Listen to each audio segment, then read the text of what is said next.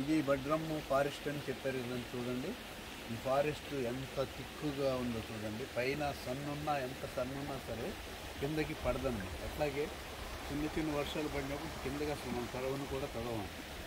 చూడండి ఇది natural formation అయినటువంటి ఫారెస్ట్ ఇది. చూడండి మనం ఎక్కడా కూడా ఒక గింజ మనుషులు ఎవరు నాటరు ఇక్కడ.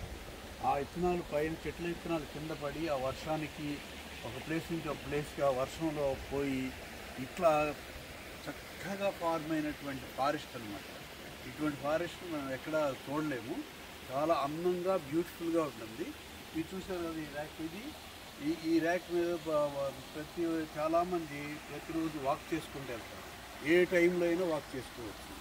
అంత ఫ్రీగా దీన్ని వాళ్ళు చక్కగా ఎంజాయ్ చేస్తారు. చూడండి చాలా అందంగాను చాలా ఆహ్లాదకరంగా ఉంటుంది. ఇక్కడికి వస్తే మనసు అంతా కూడా చాలా ప్రశాంతంగా ఉంటుంది. అందుకని చూడండి ఇక్కడ మనుషులు చూసినా కూడా చాలా వెరీ ట్రాన్స్పరెంట్గాను, చాలా ఉల్లాసంగాను, చాలా అందంగాను, చాలా హ్యాపీగాను ఉంటారు.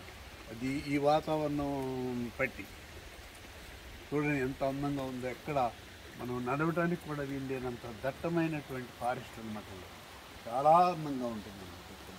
ఇదివరకు చాలా పెద్ద ఫారెస్టు కొంత నరికేసేసి ఈ హౌసెస్ కట్టుకోవడం అటువంటిది కూడా జరిగింది.